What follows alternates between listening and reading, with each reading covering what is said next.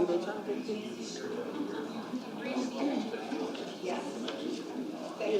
No, I have not.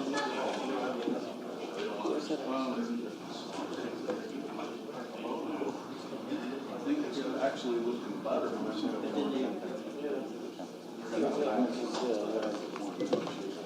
Is that tonight? Is that tonight? A few weeks.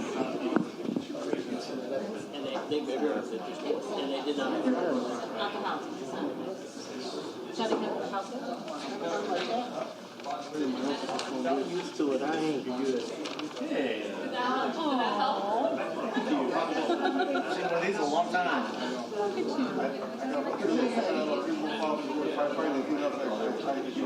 right, I appreciate it. Like that.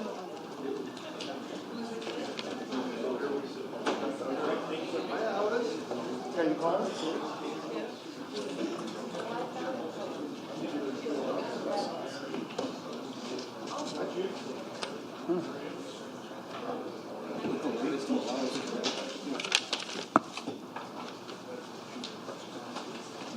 Let's go first, council.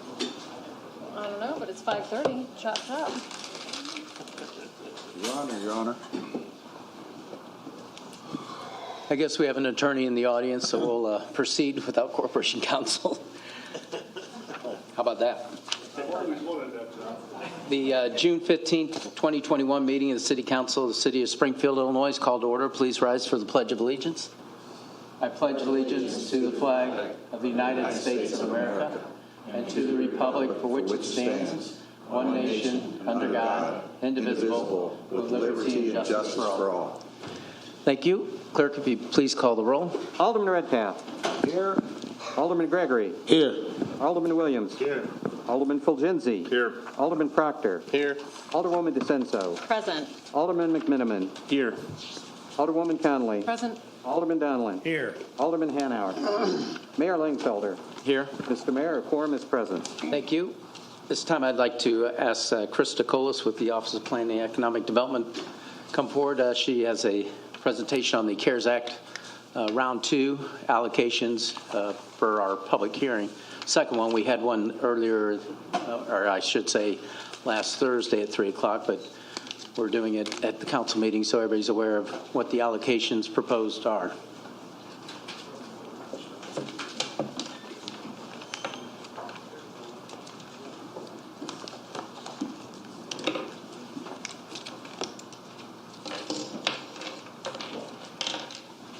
Good evening. My name is Krista Colas, as the mayor mentioned. I'm the new operations coordinator for Housing and Community Development Block Grant Program for the Office of Planning and Economic Development. Okay, let's see if this works. I did. Okay. Tonight's presentation is on the City of Springfield's Illinois FY 2019 Annual Action Plan Substantial Amendment 2 for COVID response.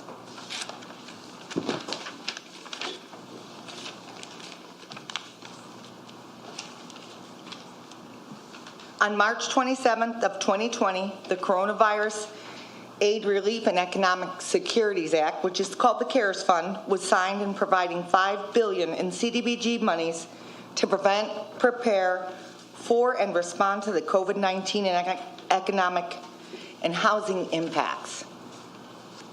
The City of Springfield 2015 to 2019 Consolidated Plan details the funding strategy for the Community Development Block Grant and Home Investment Partnership Program. The Annual Action Plan details each year within the 5-year consolidated plan and outlines the implementation of annual funding. Each plan is developed through public input, analysis, and planning. This substantial amendment is necessary to program the supplemental funding and reallocate the FY 2019 funds.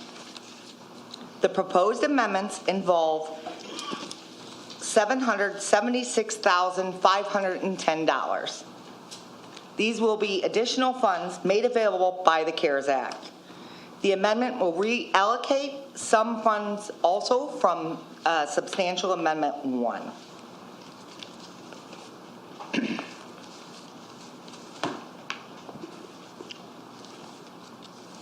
Uh-oh.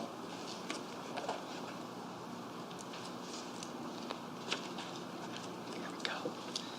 These projects were determined in consultation with city staff, departments, and stakeholders. All projects must serve very low and moderate income residents of Springfield and identify the critical needs resulting from COVID-19. The city of Springfield this year will allocate the $766,510 of CDBG award and also reallocate $50,000 from the 2019 annual substantial plan. The first project, oh, that's a little hard to see. Okay, I've got a cheat sheet here. The first project is the Business Assistance Program, and this program is for the Downtown Central Business District. It is in part for COVID response and due to the impact.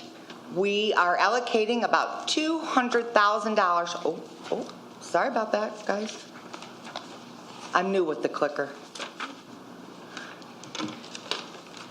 The target date is August 30th. The goal is to have up to $10,000 per business for parklets in the downtown area, Central Business District specifically.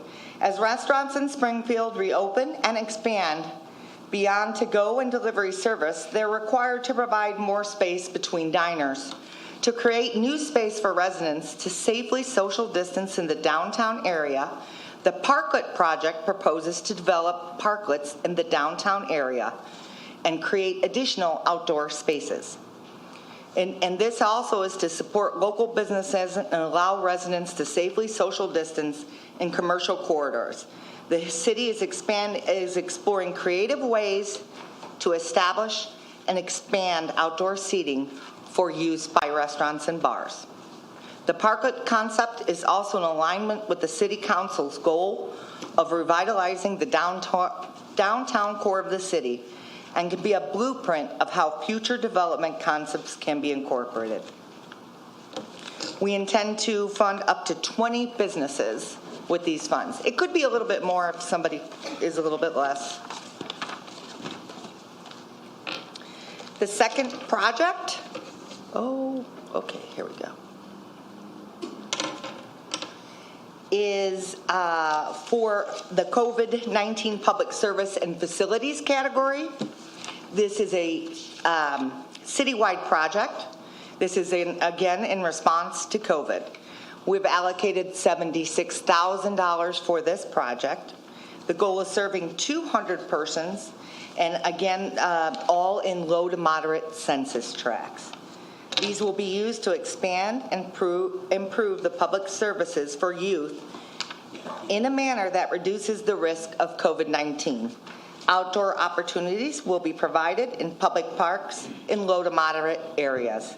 It's expected that these funds will be used for public services and facilities. If necessary, some of these funds may be used to make small improvements to existing facilities to reduce the risk of COVID-19.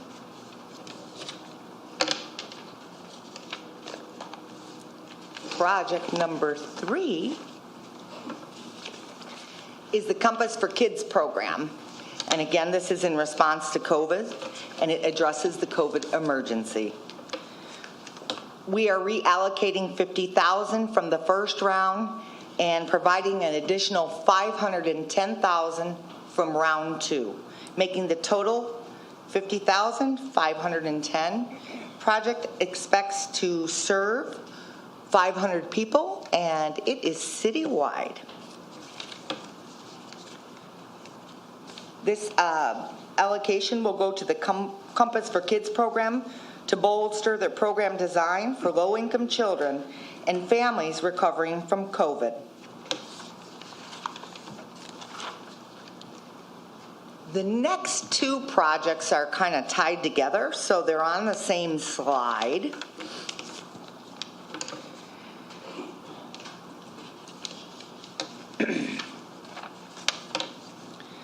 Project 4, an ACMC3 certified entity.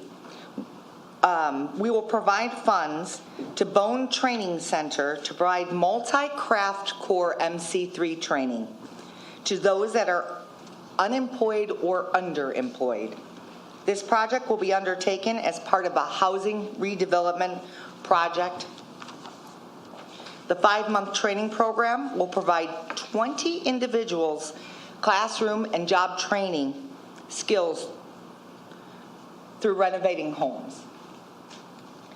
The 5th project that is connected with this is that CDBG CV funds will be provided to purchase and rehabilitate dilapidated housing to convert to affordable housing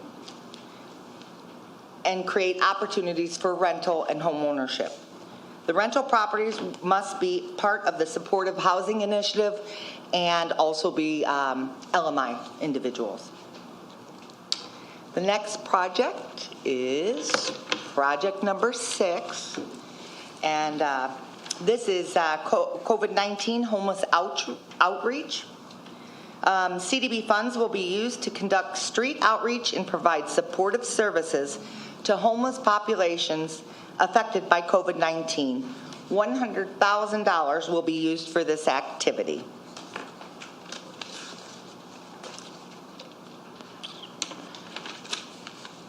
This will also be citywide. Thank you. Are there any comments or questions? Alderman Redpath? Can you tell me what parklets are? Oh, parklets are the... That's funny because Abby and I just had this discussion earlier today. Parklets are those outdoor spaces you see in front of restaurants and bars. The ones that are taking up 2 lanes of traffic right now downtown? Parking spaces. Is that a parklet? Yes. That's a question. Is that a parklet? I don't know if it takes up 2 lanes of traffic, but there's like one, I think Maldener's has one now. Okay. So what facilities under Project 2 are you talking about renovating?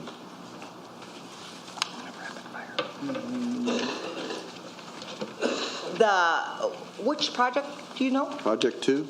Project 2? It says public service facilities that you're going to upgrade. That's regarding parks. It'd have to be in a low-income area, so like Comer Cox Park, Is this partnering with the park services. And Are these the only projects this money can be used for? Well, these projects are, well, we're proposing these projects right now. Or is this coming in the form of an ordinance? Anything over 50,000 would, yeah, they'd have to come back for an ordinance. So, for instance, the parklets, I'd let Corporation Council answer that, but it's through DSI, but it's with the individual business. So they would be able to apply for it just like we did the business grants, but I can't remember how that was applied. And how did we select those? We have an application process that will be online, and it'll be a similar process that we used previously. Okay. That's all I got. Alderman Hanauer, then Alderwoman Conley, DeCenzo, and Donlin. Thank you. and Gregory. What are we going to use? There's going to be a lot. It looks like a lot of moving parts here. Are we going to have someone that oversees to make sure that funds are being used properly? And I don't know what that process can begin. And will we have reports back to the council on these? Because, I mean,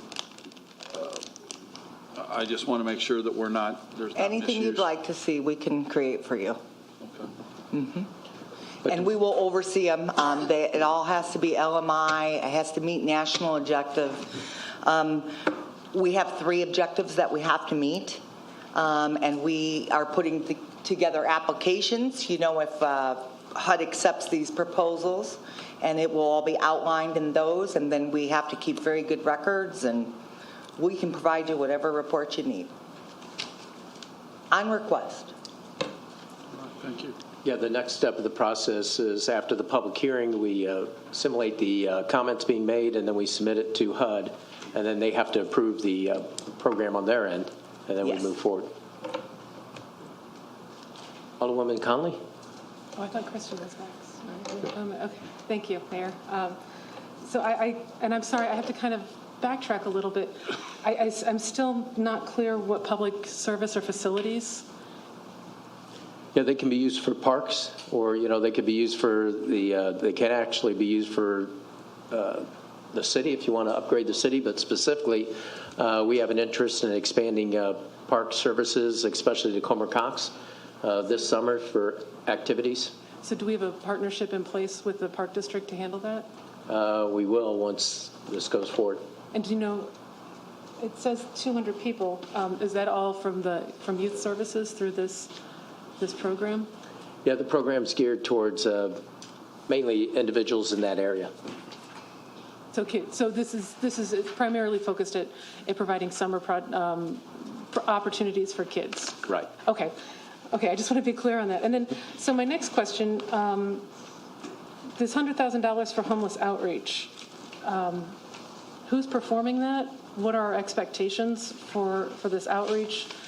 What sort of metrics are we going to use to measure how many people have been reached? I have a lot of questions on this one. The homeless outreach program, we have a lot of people homeless, Yeah, I'm and aware of that. we are going to, we might be able to see a lot more of it. So we want to extend some mental health care for these individuals. We've had some conversations with some of the hospitals in the area, and that they would be able to provide a person that would work with the police department.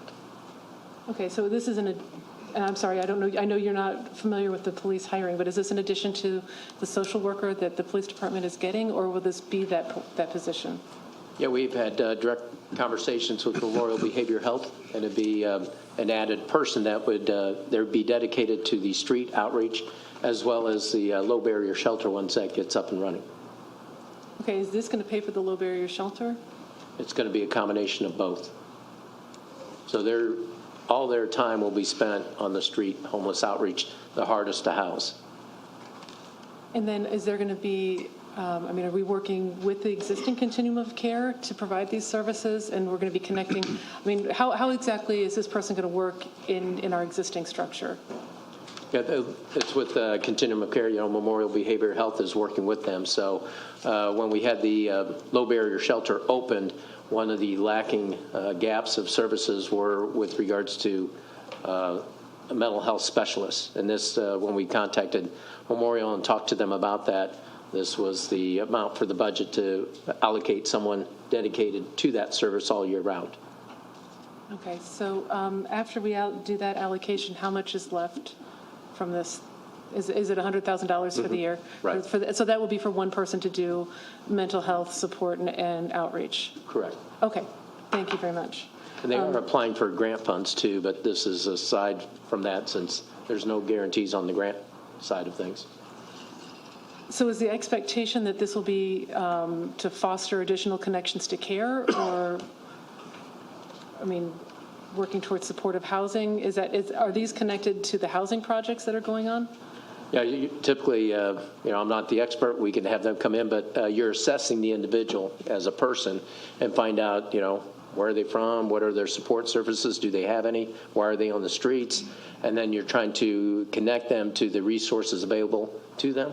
But the whole intent is to move them to a better supportive housing service than being on the streets. Right. So are we then connecting that person with the supportive housing that's in, what is it, projects 4 and 5? Be Is with that the the agencies. supportive housing that we're talking Right. about? Be with the agencies, and then, of course, the housing that we would do could be for that benefit or for home ownership opportunities. Okay, because that was something you mentioned with projects 4 and 5, Right. was that this was going to be in conjunction with the supportive housing. So how exactly The does that supportive work? housing initiative. These individuals might just be underemployed and not necessarily homeless, where they would be receiving. No, I understand that part. Oh. I'm sorry. Let me clarify. Project 5 is going to be renovating 2 to 4 housing units. Yes. And that's where you said that that's not supportive housing like we're talking about with moving people from homeless to housed. That's a different. Well, it could be. We want to train the individuals, through the training program, but we want to use those houses then after they rehab them and fix them up and make them nice, and we will probably give those, or not give, Sell them. sorry, don't get me for misspeaking. Sell them so that they can house homeless and stuff, But is that and low rent. part of the plan that we're submitting to HUD, or is that kind of? No, the rental, why we put that in there, if they're being rented, we want them to support the housing services. If it's going to be rented, it should be from somebody that's providing through the housing authority or through Helping Hands or one of those initiatives. Okay. We just don't want to sell it to a landlord and then they start renting it, making a profit off of it. It'd be part of that housing support system initiative. Thank you. That's what I was asking, Mayor. Thank you. Thank you very much. Oh, sorry, Alderwoman DeSenza. Thank you, Mayor. I see different target dates on these. Some are 2022, some are 2021. So I'm just kind of curious how those target dates were assessed, or? It's just to try to get the funds out onto the street as quick as we can. We put those dates in as target. Nothing's, in. Set in stone? Yeah. Okay. Thank you. Thank you. Alderman Donlin? Thank you, Mayor.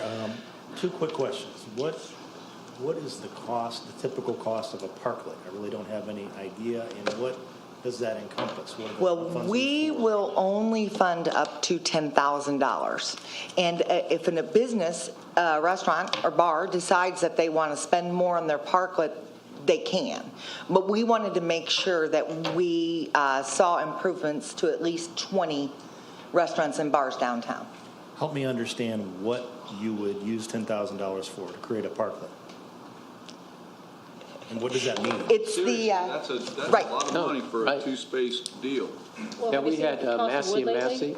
We had Massey and Massey do the specs on it because how the process will work, they'll apply for a permit through Public Works, and there's certain specifications they have to go with before the shortage of materials, things of that nature. We thought the target was $6,000, but we've learned it's more up towards $10,000. I mean, Mayor, is that like for fencing or lights or tables? I just want to kind of understand it a It'd be little better. similar to Molnar's, or there's one that was recently put up at, I think, Hair of the Dog. I think they put one up.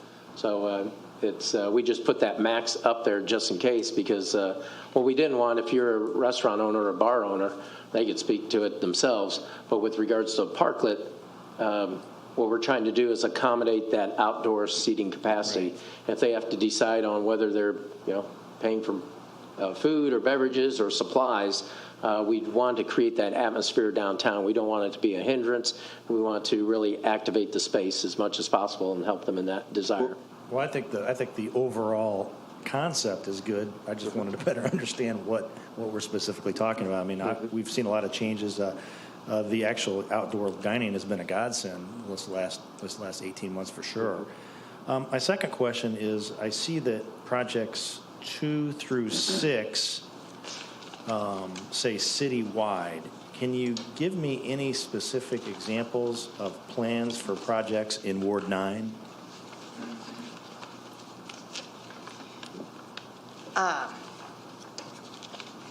Well, in the parks, it has to be geared towards low, moderate income individuals, so it really depends on the census tract it's in. So we'd have to look at that area with regards to the park services part. The Compass for Kids is an after-school program with School District 186, and it's geared more towards the summer activities. So it depends if School District 186 children are participating in that Compass for Kids, and they could be from Ward 9 or any ward of the city. With regards to 4 and 5, it just depends where the property is. What we're trying to do is get to the point where we are actually taking properties off the demolition list or before they get to the point of demolition and move in that direction. And so this would be kind of the model process set up for that.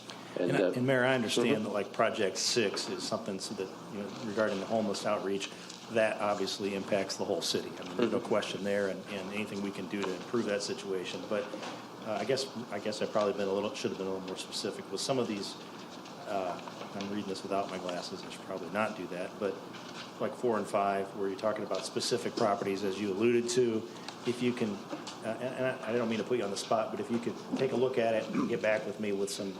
I would kind absolutely of do that.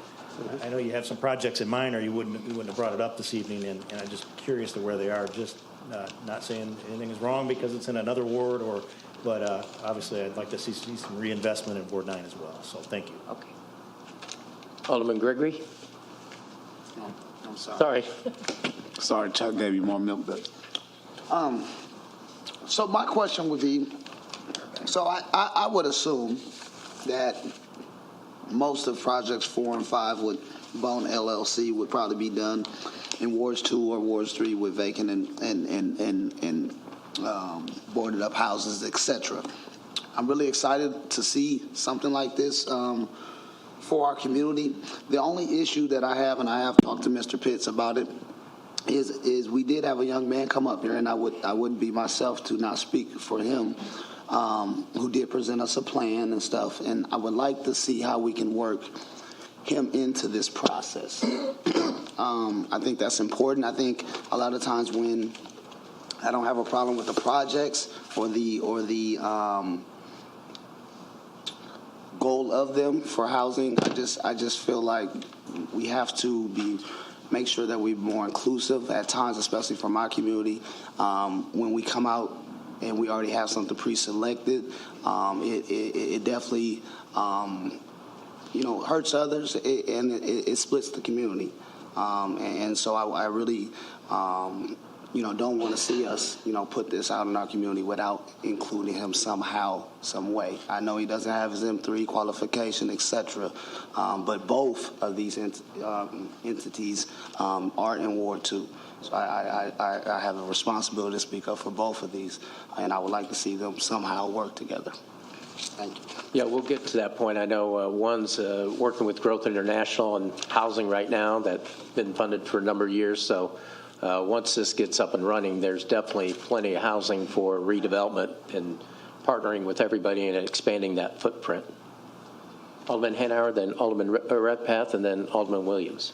Well, this might not be the most popular comment tonight, but I got a problem when the Park District, aren't they getting money from the feds on this? We got our own issues. Let them pay for some of this stuff.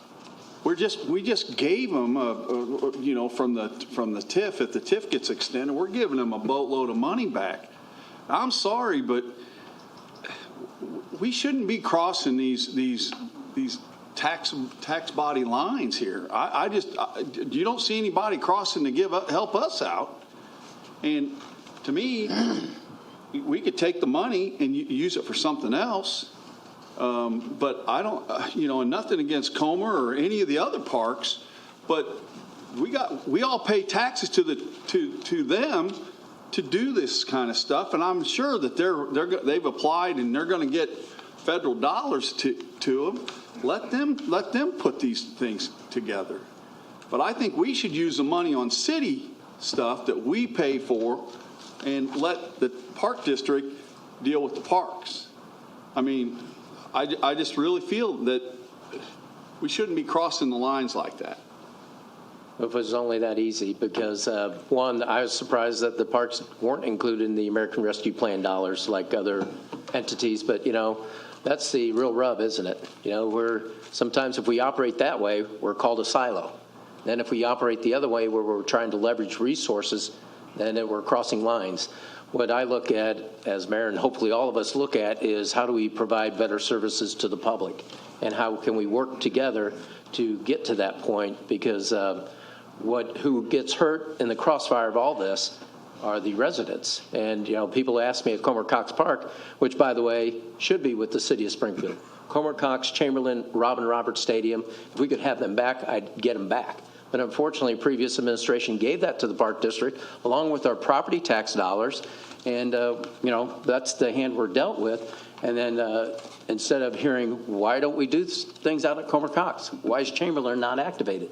Well, they don't have the financial resources. So if we could bring the power of the city there and show interest, because people look at it, if the Park Districts can't invest in it, the next ones up should be the city. I mean, we're here to serve everybody, but I understand where you're coming from with regards to that, but unfortunately, they don't have the financial resources to activate that space. But we will be coming back with other requests for that area, because that's one area we designated as a teen empowerment zone. So we will be asking for additional resources, a lot higher than $76,000, but it is to activate that entire space. Because what you have is you have the former Gold's Gym, the Salvation Army's community center there. You have Boys and Girls Club right there. We just have a lot of gun violence. What we've been hearing, you have to give the young people something to do. So you have vacant properties right there that we can activate. That used to be the city's, and now it's dilapidated. It used to be a center. We should connect all those resources around that park and turn it into a campus setting, a real ecosystem where you have private investment along with public investment to activate Chamberlain, the Comer Cox, the entire area for our teens, so they understand what job opportunities are here for them. Give them activities, positive activities during the summer and after school. So this is just a tip of the iceberg that we're coming with, but I understand where you're coming from, but unfortunately the financial resources aren't there. But there's other entities that we will be following up on with sewers, sanitary district, school district. You think the city got a lot of money on the American Rescue Plan? School district gets $100 million, is my understanding. We have $30 million, and we have sewers, streets, everything else that goes with it.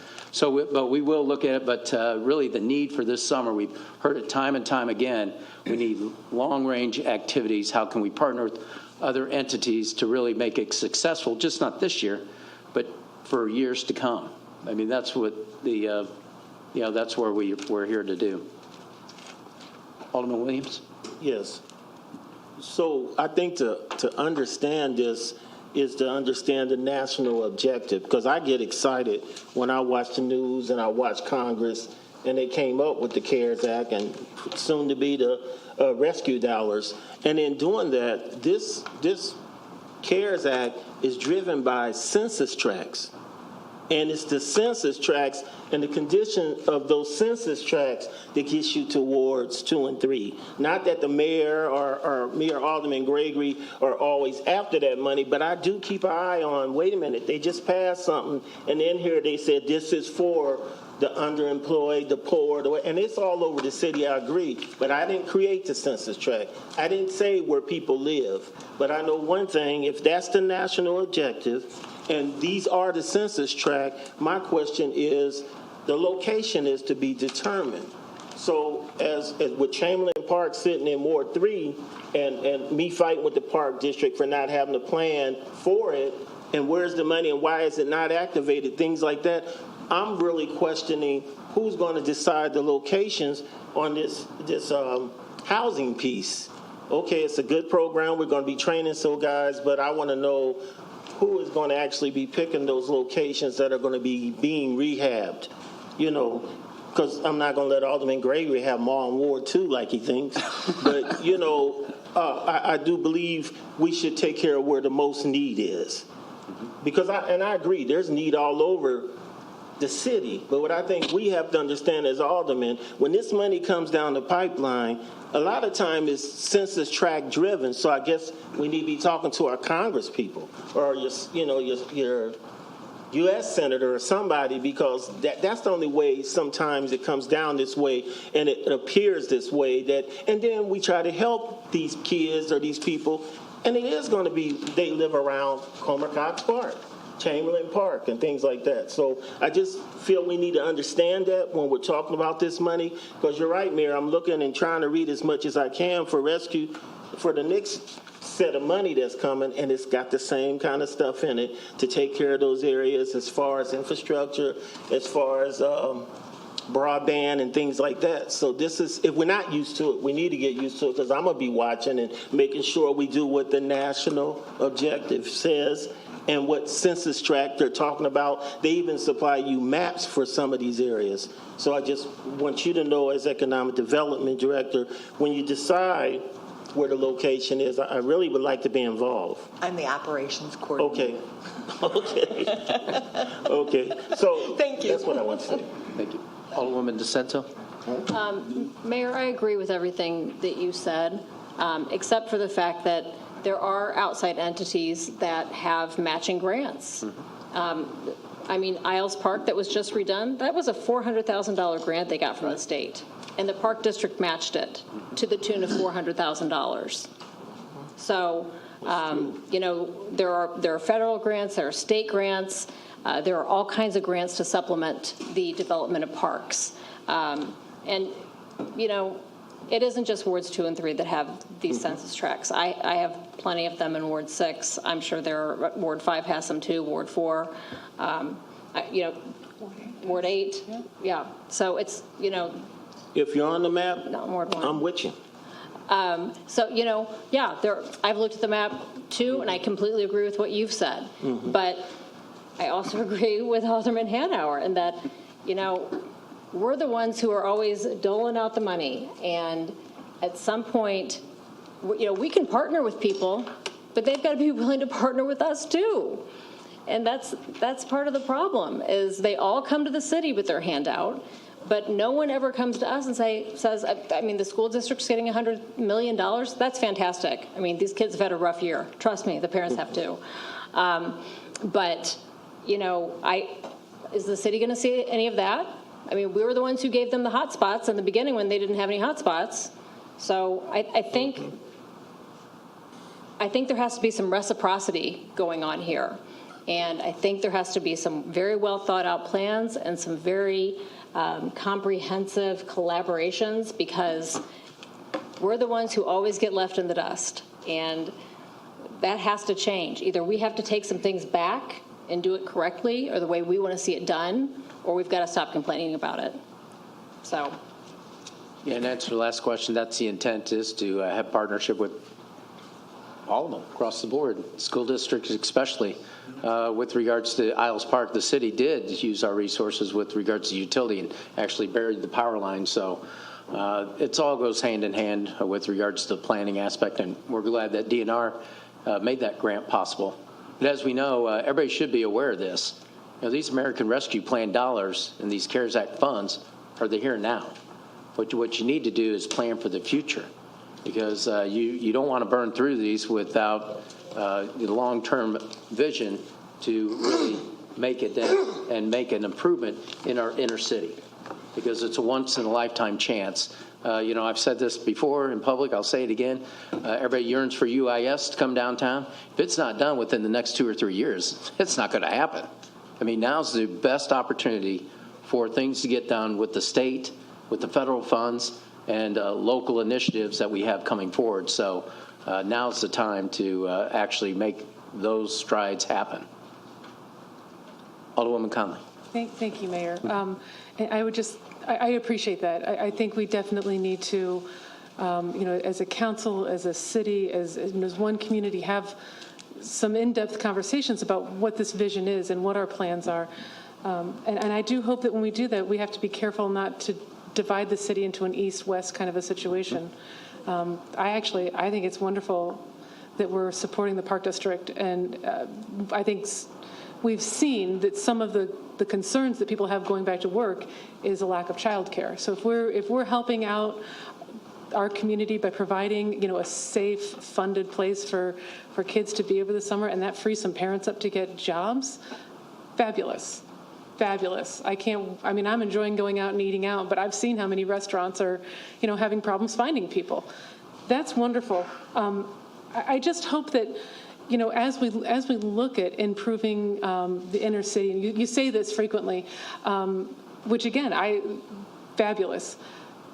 But don't forget about, Ward 8 has a number, really a big chunk of older neighborhoods. We've got the paved brick, and trying to anchor those and to keep them from sliding down, from going into disrepair. I've had multiple gunshots incidents in my ward. I had a young girl who was hit by a stray bullet. These issues are throughout all the wards, and I just want to be careful that it doesn't become everything. And again, Alderman Gregory and Alderman Williams, I'm not pointing a finger. I'm just saying I want to make sure that Being a good alderwoman. You know I'm going to try. But I also have neighborhoods that have low-income tracts and where we have other concerns. So when we talk about strengthening our inner city and we're talking about building that plan and having a vision for really coming out of this pandemic in a way that is stronger for everybody. And again, I've said all along, our entire community is better when every single ward is healthy. So I'm not trying to smack at anyone. Please, when we look about this inner city concept, we need to remember, I've got 1,800, homes from the 1800s in my ward too, and as many homes from the 1800s, they could use some love and attention, and I know those homeowners would appreciate it. Yeah, when we say the inner city, I consider Ward 8 part of that. You look at the migration of the city. When you have the outer ring that develops itself. Yeah. The outer ring. Remember, we got a ward out there by the lake that we Yeah, Ward 1. Yeah, you and I live there. I have a son that lives in Ward 3. That's where my children grew up. But it was Ward 1. So that's inner city. And so it is migrating, but that's why we put citywide on the housing initiative and some of these other initiatives. So it's not that we're shunning anybody or moving that direction, but as you put it, you have to have a healthy inner core, because don't kid yourself. Every city in the USA, they don't have a healthy core. Guess where everybody goes? Outside. The outside part. But when we take a look at gun violence, everything else, we're looking at the LPR system. That's citywide. We're attuned to that. But really, with the healthy core, that will help all the wards and all the neighborhoods. And that's what's the perfect timing for these ward plan meetings. We have similar interests in all of them. They've all mentioned streets, sewers, bike paths, but there's other areas that mention more prevalent, the gunshots, things of that nature. Dilapidated properties comes up in different areas than others. Speeding was pretty common. So there are some commonalities, but that's the importance of the ward plan meeting, so we have a clear understanding what the needs are throughout our city and how can we best address it. And I will just say, for Ward 8, I had contacts from other people who were like, well, I couldn't make it, but, I heard the mayor talk about the inner city, and the concern was, don't assume that Ward 8 doesn't have inner city and older neighborhoods that deserve attention and respect. They're beautiful areas, so. No doubt about it. Just wanted to get my pitch in, too. I'm sure I have relatives in Ward 8, too. I'm sure you do. I'm sure you have relatives in every ward. Mr. Mayor, minimum. Real briefly, let's recall here, what we're just trying to do is get something off the ground here to satisfy the HUD requirements. This is federal money. We're trying to spend roughly $800,000 in a timely manner in accordance with the rules that have been laid out by HUD. And, we don't want to get too deep into what the staff has to do on this. That's their job. And furthermore, down the road, we got $35 million of American Rescue Plan monies to spend. That's where we really need to concentrate our efforts on the big dollars. This is kind of small dollars compared to that. So let's move on to let the staff do their work. And they're trying to spend the money in accordance with the HUD rules in a short period of time and get this to HUD, right, so we can start spending the money. So, ditto. Let's move on. Any other questions? Is there any questions or comments from the audience? Very good. Thank you very much. Thank you. We'll move to the zoning portion of the meeting. The first item on the zoning is docket number 2021-005 for the property located at 1301 West Washington. Petitioner is Springfield Village, LLC. Present zoning classification is R3B, General Residence District, Section 155.018. Requested zoning relief, a variance of Section 155.056. Minimum required lot area per dwelling unit to allow the use of the property as a 68-unit apartment on a lot containing 75,272 square feet instead of the 170,000 square feet required and Section 155.091 required accessory off-street parking spaces, residences to allow 72 accessory off-street parking spaces instead of the 102 required. Springfield Sangamon County Regional Planning Staff recommendation is approval. Planning and Zoning Commission recommendation is approval. The recommendation of the Springfield Sangamon County Regional Planning Staff. Chair will entertain a motion. Mayor, this is the zoning case in Ward 8 that's been continued for 6 months now. My understanding is the petitioner wishes to withdraw this one. Yes, we would withdraw this petition, leaving number 3 on the agenda active. But this one used parking on the SHG lot. We've reformulated to use parking on the what was the daycare lot. So this one can be withdrawn. So we're moving for withdrawal. And if you could state your name for the record, please. Don Craven, Corporation. Oh, sorry. I see Jim showed up. Thank you. So move for withdrawal. Yes. Been moved and second. All in favor? Say aye. Opposed? Say nay. It's withdrawn. Thank you. And then is there another one to come before us on this property or no? It's not next in line, Mayor, if you want to take it out of order. Should we go ahead and take that out of order? I will say that What's your for pleasure? docket 021-027, I would request that we hold this in committee till the next zoning meeting. Second the motion. Okay. It's been moved and second to for the item 2021-027 to be remain in committee. And seconded. Any discussion? All in favor, say aye. Aye. Opposed, say nay. It's held in committee. Thank you.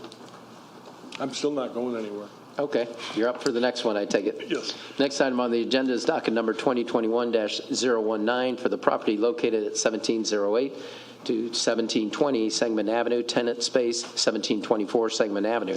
Petitioner is Sangamon Holdings LLC, present zoning classification is B1 Highway Business Service District, section 155.033, with relief granted docket 2019-060 for a conditional permitted use and variance to allow a tavern located at tenant space 1724 Sangamon Avenue with the following conditions. Number one, the proposed tavern is limited to approximately 2,520 square feet as described and shown in the petition and exhibit at tenant space 1724 Sangamon Avenue.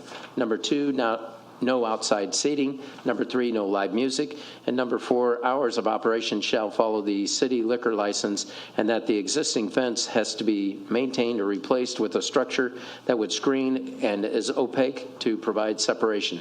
Requested zoning relief, a CPU pursuant to sections 155.033C7, conditional permitted uses in the B1 Highway Business Service District within 100 feet of a lot on which is a residence, church, school, community facility, or daycare to allow outdoor seating on the east side and of the existing building adjacent to tenant space 1724 Sangamon Avenue.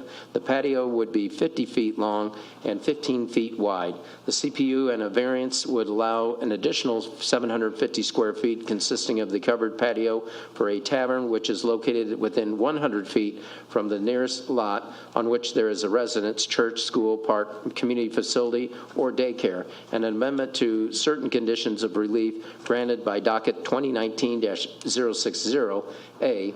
The tavern was limited to 2,520 square feet. Petitioners request that an additional 750 square feet consisting of the covered patio be allowed. And B, outside seating was prohibited. Petitioners request that the outdoor seating be permitted. Letter C,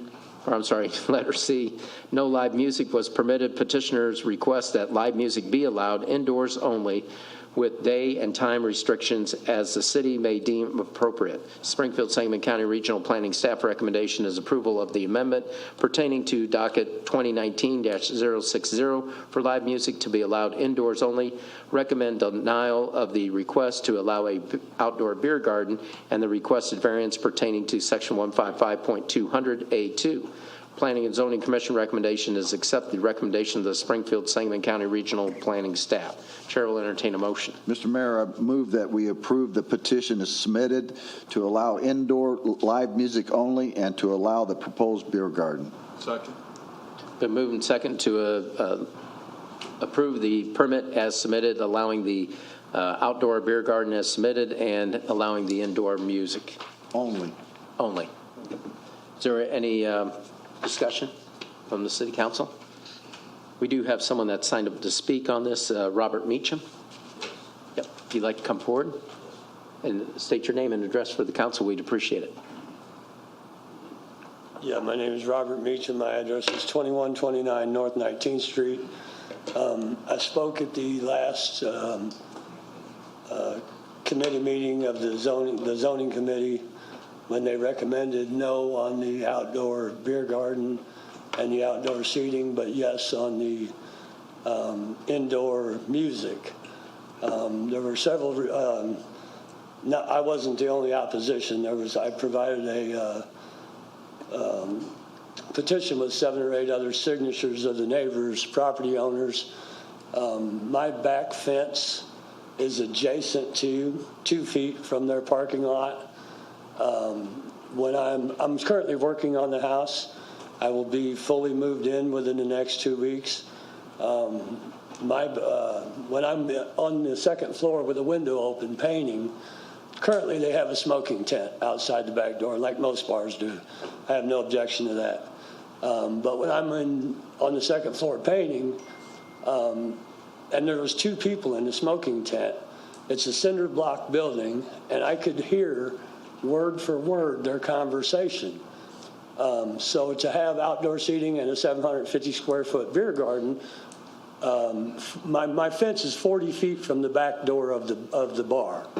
I did send a follow-up email that was forwarded to all the aldermen in reference to the music. We have no objection to the bands indoors. We only ask that when the band is playing that the doors are required to be kept shut. I've been through the parking lot several nights and took pictures. I don't have them. They're on my phone in my car.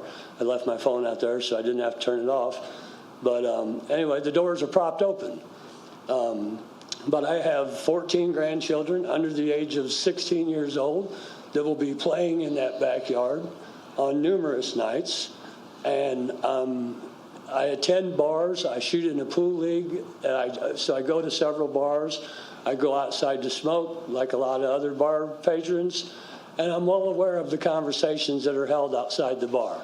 I just don't think that kids of any kind should be subject to listening to those conversations. And there's no way to stop it if it's allowed. So, again, I oppose it. There's 7 other signatures on that petition oppose it. I believe 90% of those people that signed that petition are homeowners. And on top of that fact, I think it's going to bring down property value. But the people that signed the petition all but one house have backyards that back up to that parking lot where they're proposing putting this 750 square foot beer garden. So that's our opposition. I still think that the zoning committee that made the recommendation, I still think their recommendation should stand. Thank you. Is there any questions? Yes. Yep. Would you like to come forward? Thank you, Mr. Meacham. You're welcome. If you'd like to state your name and address for the council, we'd appreciate it. Gary Best. I'm the manager at the bar that he's talking about at 1724. We're going to build, or we want to build, an enclosed that is approved by the city that will tone down the noise. It's an open tent now. That's why we're wanting to build something nice. It's not going to bring down the property value. It's going to be really nice. It's going to match the building that's there. We've had one band there. He said the doors were open. They were not. It was 90 degrees last Saturday. The doors were closed. That's right. I did not say the doors were open during the If you just Address the council. Hold on. Please don't interrupt the speaker, please. Thank you. I walked the 19th Street today, and I've got 6 signatures, and 2 of them are the first 2 houses closest to the fence parking lot, and they both said they had no problem. There was no noise. That when their windows are open, if somebody's outside, if you listen real close, you can hear them. But I monitor it myself. I make sure there's not no loud noises. There was a lady that I got her signature about 3 blocks away, and she said the only problem she had is when the beer bottles are dumped in the garbage can. I understand that. That is a lot of noise. But I do it at 10:30 in the morning. She said, I know. She said, that's not a problem. But the doors will not be open. I mean, in the summertime, you can't have the doors open. The beer garden is going to be a really nice, and it's going to be enclosed. So it's going to cut down on the noise. And the house that he's talking about, I went up to it today, and there was a guy was working there. What's his name? I knew him. It's farther away than 40 feet. Believe me, it's farther away than 40 feet. It's like the fifth house down, you know. No. So any questions? Yeah, Gary, you've owned the Cuckoo Nest in a different location for 11 years, I Yes. believe. How many bands did you have outside there? 0. I will not have a band outside. And I've been to your place, as some other folks probably have too. You do keep it in order. We don't have any trouble with his business. He's always ran a good business, and I can assure you that his word's good. He does not want to cause any problems for the neighbors. And when they came to us, I said, "Look, you're close to a neighborhood." He goes, "We're not going to have any trouble with the neighborhood because we don't cause problems." I know this guy. He's a good businessman. He's contributed to the city for a long time. And if we approve this thing, I guarantee you that we won't have problems. It's going to cut down on the noise. Like I said, it's a tent right now. It's wide open. This is going to have doors. It's going to have a roof. You know, there's no outside music whatsoever. I promise you that. Will there be windows or anything? Yes, there'll be windows. But not opened? No, right? Yeah, open air, but there's going to be windows there. Yeah. Like I say, it's got to be better than a tent, you know. And your house is not the second one down, Bobby. Your house is the fourth. Don't talk to Okay, I'm sorry. His house is. I was down there today. The house, I got, like I said, I got 2 signatures. The first 2 houses that said yeah. The third house was a older gal. And I asked her, hey, can I talk to you a second? I'm trying to get a beer garden built over here. And she went, no, I already signed. A guy come around with a petition. I don't want no bands out in that parking lot. I said, ma'am, I promise you there's going to be no bands in the parking lot. Like I said, he said, I had the bar 11 years down there, not once. You plan on it, it rains, believe me. So she said, well, this guy come around and said you're going to have music in the parking lot every night. I said, no. There's not going to be no parking lot. And quite honestly, I think that if he was wanting to have a band outside, it has to come through the alderman or through us anyway to get approved, because when any of the bars around in my ward, I have to sign off on letting them have an outdoor event. So I would think that, I mean, it would be the same. So. Any other discussion? I'd like to make some corrections. Alderwoman DeCenzo. So I want to clarify, this is not an enclosed building, this is an open air construction. Okay, thank you. But it's not going to be a tent. It's just wide open. The Alderwoman tent. Conley? Thank you.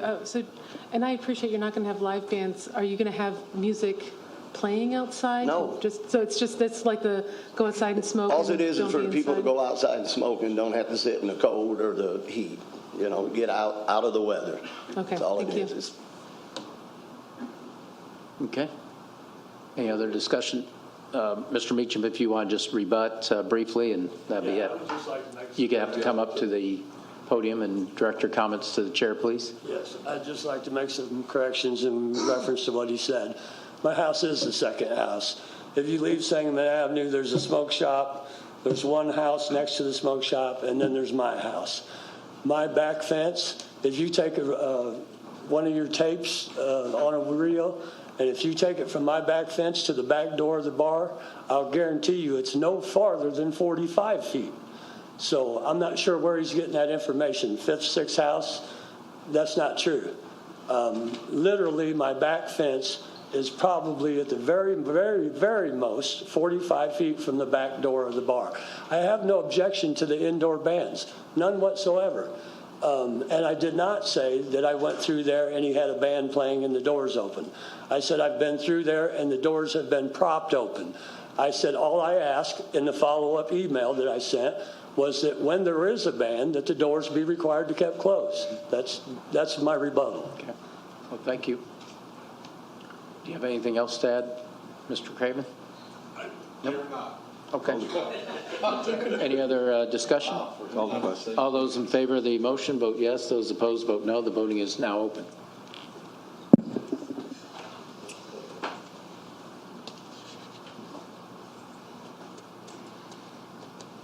And the zoning passes 7 voting yes, 2 voting no, and 1 voting present.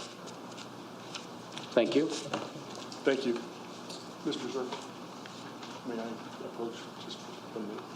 Next item on the agenda is docket number 2021-026 for the property located at 4111, 4141, 4171, and 4201 Westgate Drive. Petitioner is Maurice and Janice Delente. Present zoning classification is S2, Community Shopping and Office District, Section 155.031. Requested zoning relief reclassification to R2, Single Family and Duplex Residence District, Section 155.017. Springfield, Sangamon County Regional Planning Staff recommendation is approval. Planning and Zoning Commission recommendation is accept the recommendation of the Springfield, Sangamon County Planning Staff. Chair will entertain a motion. Mayor, I make a motion to accept it as submitted. Second. Been moved and second to accept the petition as submitted. And second, any discussion? Would you like to comment? Greg Scrow, I'm available for questions. Any questions? Very good. Simple. All in favor of the motion, vote yes. Those opposed, vote no. The voting is now open. Thanks, Greg. Good job. Thank you. Got it passed. If it wasn't for you being here. That passes 10 voting yes, none voting no. Next item on the agenda is docket number 2021-027 for the property located at Parcel 1, 1301 West Washington Street, and Parcel 2, 1409 West Washington Street. Oh, that was pulled or remains in committee. Thank you. Thank you. Postponed till next zoning next month. Yeah. Next item on the agenda is docket number 2021-029 for the property located at 5 East Shore Lane. Petitioner is Dennis and Marcia McCormick. Present zoning classification is R1, Single Family Residence District, Section 155.016. Requested zoning relief variance of Section 155.001.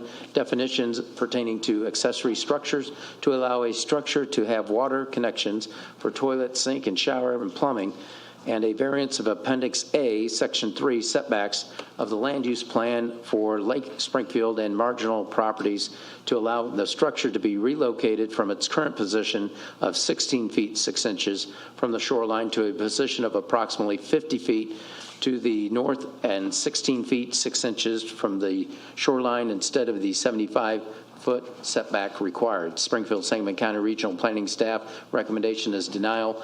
Planning and Zoning Commission recommendation is accept the Springfield Sangamon County Regional Planning Staff recommendations. Chair will entertain a motion. Mr. Mayor, I entertain a motion to pass the ordinance as submitted. Second. I've moved and second to accept the ordinance as submitted and seconded. Any discussion? Yeah, real quick question. Yes, Alderman Hanauer. For approval, no, it's for a boathouse. For a boathouse? He's replacing an old one. And this individual's spent an enormous amount of money rehabbing this house that's been dilapidated for a long time when they picked it up. So it's a vast improvement. And he's worked with CWLP to clean up the area in there. So I asked for approval. Yep. Matt McLaughlin, do you have anything to add to that?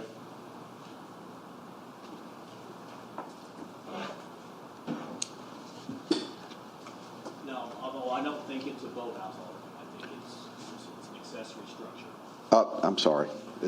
I run into boathouses and docks and stuff all the time. I'm sorry about that, Dennis. That's right. Any other discussion?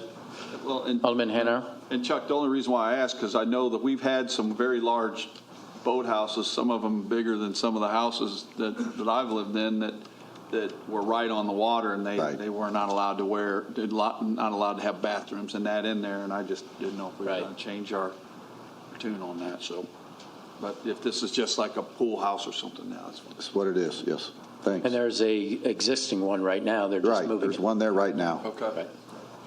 Any other discussion?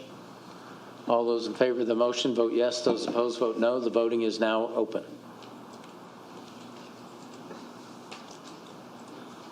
And the docket number passes 10 voting yes, none voting no.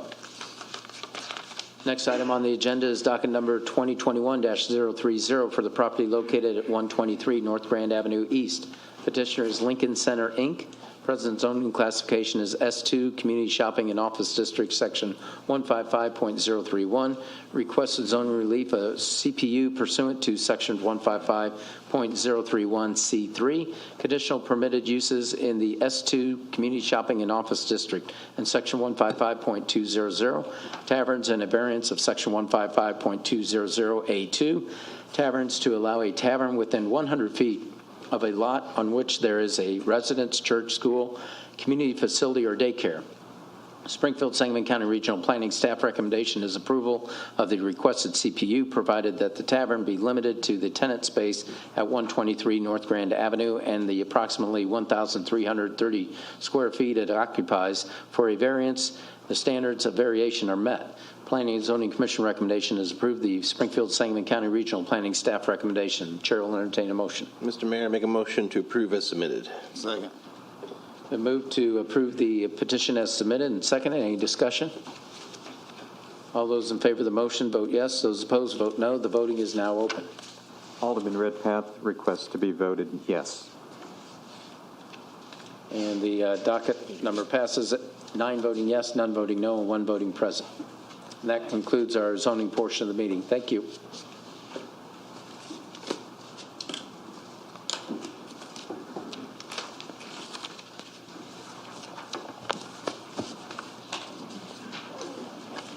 This time the chair will recognize Treasurer Busher, the financial report.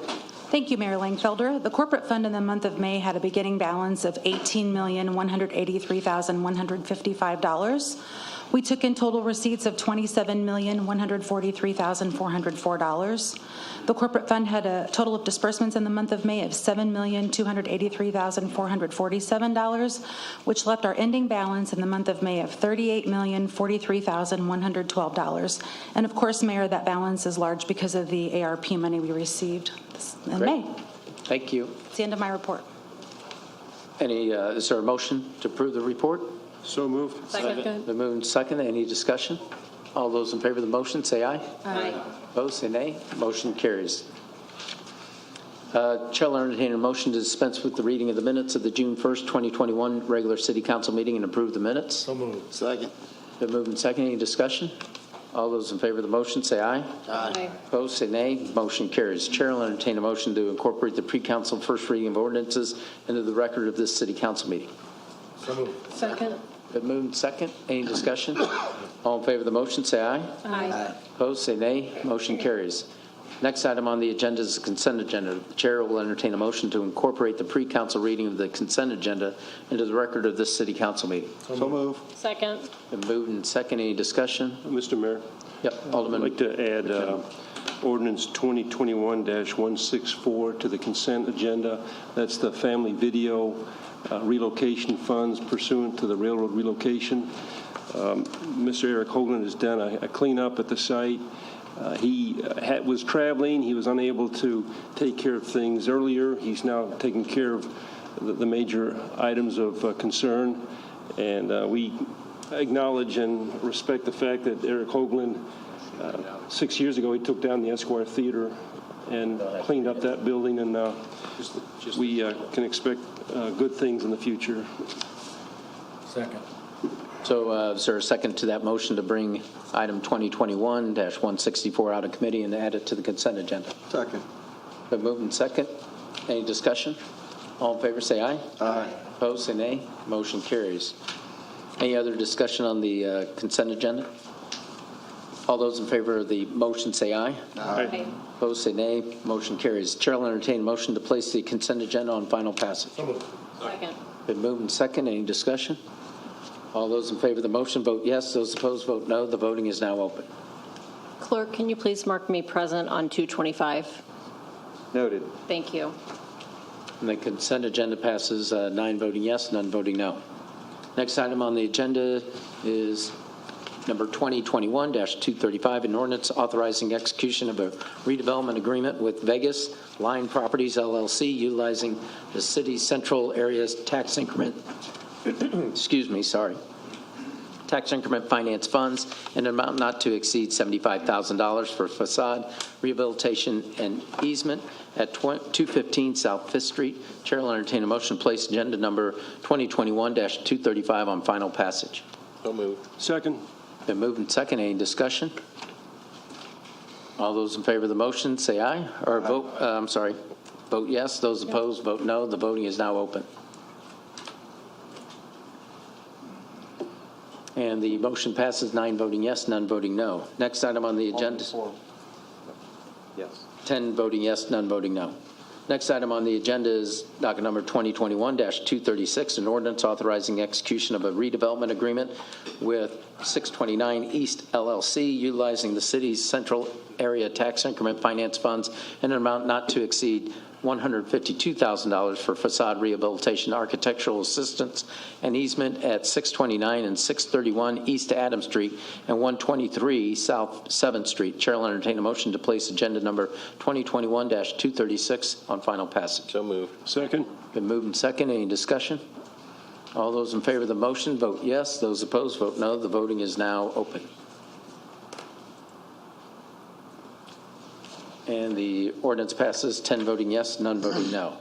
Next item on the agenda is docket number 2021-237, an ordinance authorizing execution of a redevelopment agreement with Dog-Eared LLC, utilizing the city's central area tax increment finance fund in an amount not to exceed $75,000 for facade rehabilitation and easement at 413 through 415 East Adams Street. Chair will entertain a motion to place agenda number 2021-237 on final passage. So moved. Second. Been moved and second. Any discussion? All in favor of the motion, vote yes. Those opposed, vote no. The voting is now open. And the ordinance passes, 10 voting yes, none voting no. Thank you very much. Next item on the agenda is 2021-242, an ordinance to decrease the number of Class B liquor licenses by 1 and increase the number of Class AA liquor licenses by 1 for RTP Liquor LLC, doing business as 5 Star, located at 1249 Toronto Road. Chair will entertain a motion to place agenda number 2021-242 on final passage. So moved. Second. Been moved and second. Any discussion? Discussion. Alderman McMiniman. Is this the former packaged liquor store that now wants to have a pouring license, so Yes. then they can get a video gaming Yes. into their premises? Okay, I'm going to vote no because of all the reasons we've talked about in the past about not extending the video gaming to enterprises that weren't really contemplated with the original legislation of the state government. I understand that. The reason I support this ordinance is because there's other packaged liquor stores that are doing the same thing. Any other discussion? Mayor? Yes, Alderman Hanover. And I'm supporting this ordinance, but I do think that we need to put a line in the sand and start saying, look, we're not going to allow, this is what we're going to allow, and that's it. Because in this case, we do have, we haven't done that, and we do have other liquor stores that would be at a distinct advantage over this one if we didn't do this. But what I think we need to do is pick a date or pick, say that's it, we're done. We're not going to allow any more going forward. And so everybody knows if they want to buy a liquor store, or put a liquor store, or barber shop, or whatever you want, we're not giving out liquor license to things that are not a restaurant, bar, tavern, whatever. But I think we have to set that. I would assume we'd have to set that here, and to where going forward it just can't happen. And Mr. Zirkle, I guess the question is how would we do that? Well, I believe that you can set a I believe that you can set a specific date going forward that new license is issued after a certain date. This particular one involves you may remember, just very briefly, with the video gaming, a packaged liquor store is not eligible under state law. We don't control who gets gaming. That's strictly by the state. By converting to a tavern license, it makes them eligible. I believe that I think we've had this discussion before, I believe that you can set a date going forward where all new licenses after that date simply would have a condition on the license that they would not have video gaming. Well, we just don't, where we don't allow pour license for a liquor store or something, whatever. Yeah, but we have a variety of rules that we need to change, and we're sitting on our hands. And we've tried to bring ordinances in front of this council to stop these things. And we know what the problem is, and we're not going to. It's not a discussion we need to have today. But right. I can tell you, there's a variety of rules that we need to change. These people have put a lot of hard work into this place, and they're competing with other people in the same situation. There's 2 other packaged liquor stores that are doing it in the area, and we know who they are. So I think I don't want to discriminate against them because they're trying to keep up with everybody else.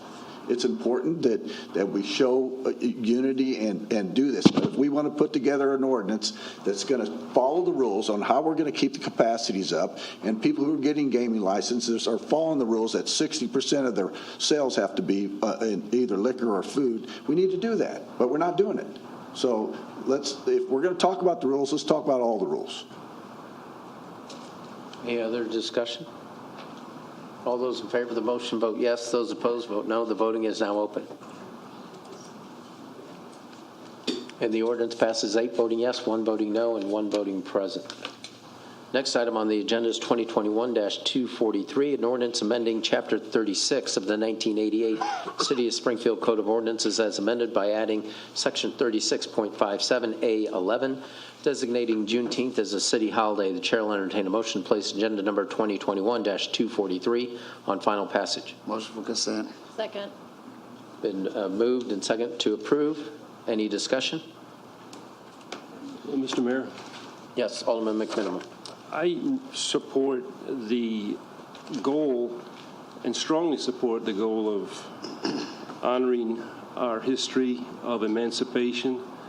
We got the job partly done during the Civil War, and then some of those didn't become entirely emancipated till the war had ended and so forth. And then we've had the Civil Rights Movement in the 1960s, and we have to do much more and continue to discuss history and understand history. I've had some good conversations with Alderman Gregory and a shorter conversation with Alderman Williams and others, and I've tried to think about how can we implement this fully without causing more spending of city money. And so I think it was a couple of aldermen mentioned, well, we got Casimir-Pulaski Day and we've got Columbus Day, and let's just do a swap. The problem is we can't swap what's not now a holiday. So Casimir-Pulaski is a state holiday, but it's not a city holiday.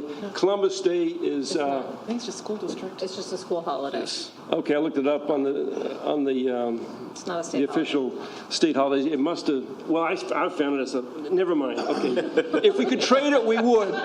If we could trade it, we would. Same with I'd be in favor of trading Columbus Day. So then I kept looking, and we got 12 holidays on the city list right now. We got 2 city holidays that are one after the next. It's Thanksgiving Day, Thursday, and then Friday. Now those are 2 city holidays. The state of Illinois government employees do not get both of those days. Yeah, we do. No, they do. Really? When I was there, they didn't. Yeah, state gets everything. Joe, what holidays do you want to know about? So the point is, I'm trying to find a way to fully implement this, and it looks like we're striking out. Now, now let's look at the ordinance as it's worded, and we discussed this last week. As worded, the ordinance, and I think the intent was, if Juneteenth, which is the 19th of June, falls on Monday through Friday, it's a holiday. It's going to be a paid holiday. But if it falls on Saturday, which it does this year, I think the intent was that it's not really a holiday. It won't be a paid holiday. Or next year it falls on Sunday, and it wouldn't be a paid holiday. But let's look at that and analyze it. On Saturday, this Saturday, June 19th, we're going to have police on the job. We're going to have fire on the job. Our library is going to be open. We got utility workers keeping the power plant going and the water running. So we got a lot of employees that are going to be working. And so Alderman Redpath and I, we tried to figure this out. Well, how much does this really, it's still going to cost us some money, because I think our union contracts are worded in such a way that if you're scheduled to work on a holiday, but you still got to work, some of those workers get triple pay, the way it works out. And all the contracts are different. So, and we got some implementation problems. I mean, this holiday, if we pass it today, Tuesday, it's going to be here Saturday. We need to know how we're going to implement this. So my recommendation, this is the last gap, because I'm trying to become a yes vote, is to add some language to the ordinance that simply says Juneteenth is hereby designated as a city holiday and will be observed only on June 19, subject to implementation agreements approved by City Council. It's just an attempt to try to work out the human resources issues before we start getting grievances and that kind of thing. I've talked with our police chief about this. I've talked with our fire chief. I don't think HR is here today to explain how we're going to implement this. So that's Alderman Redpath. Excuse me, Mr. Mayor. I make a motion that we make that amendment. And is there a second to the motion? And I'll second the motion, but I'd like to ask Corporation Counsel, in our union contracts, is there a specific number of holidays that they spell out, and how will this conflict with those contracts? Well, basically, they almost all set out specific days.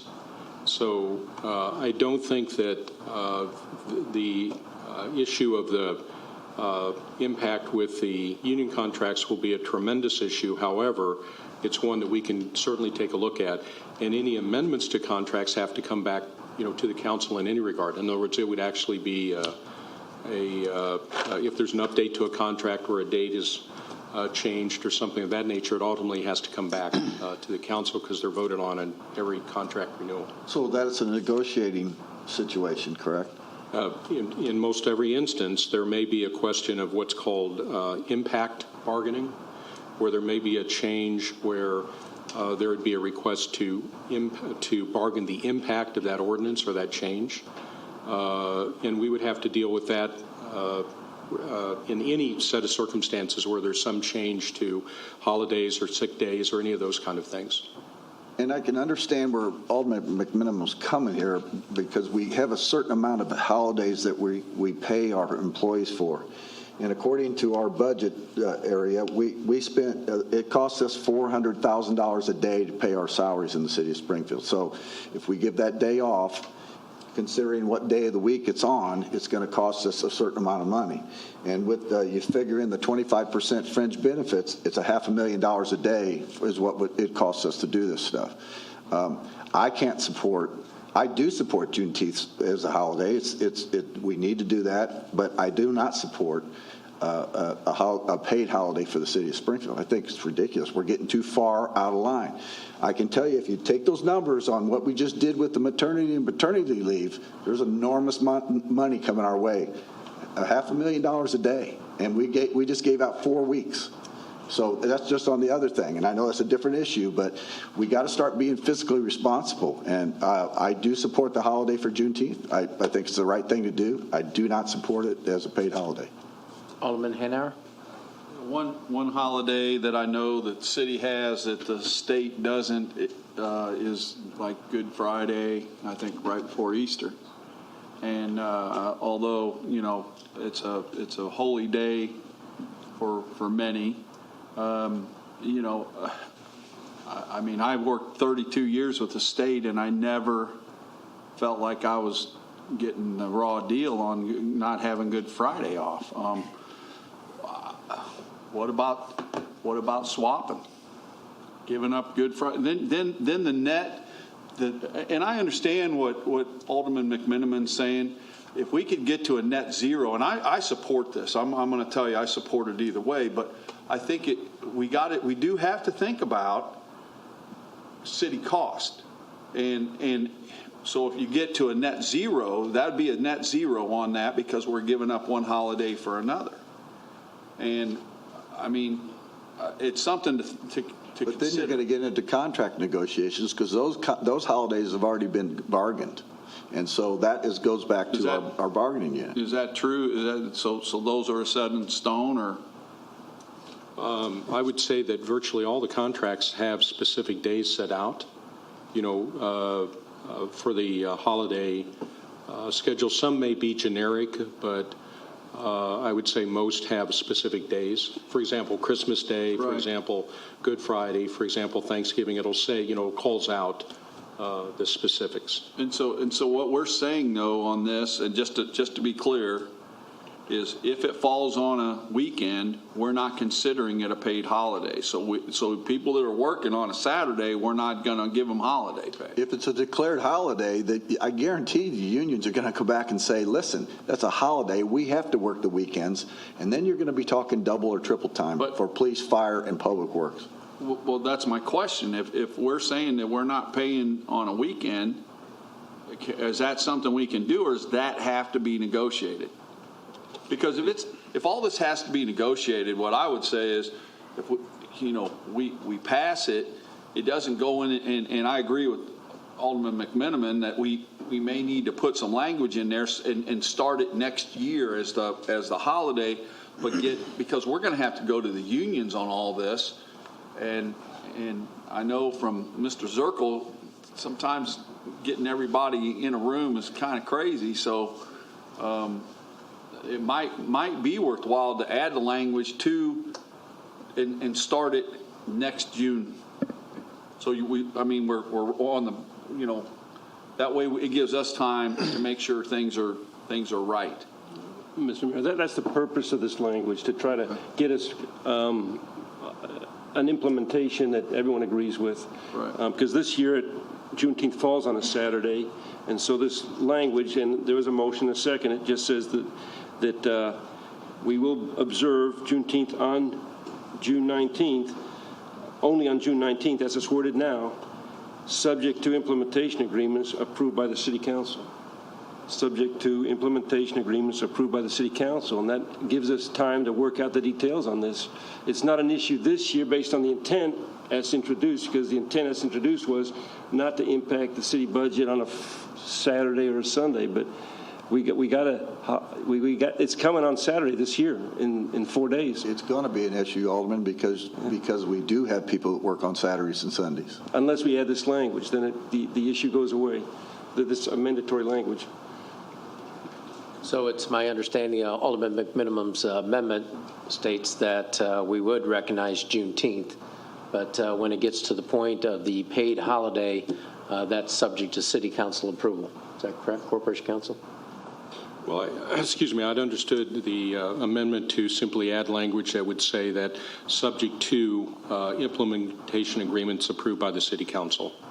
That language would be added to the existing. That's correct, to the existing ordinance. Yes, that is my understanding of the suggestion or motion. So how would that work? You'd have to negotiate each contract, so fire could have it, police might not? Yes. I'm sure once you negotiate one, all of them will have it, correct? Or do you have to wait till they all come due?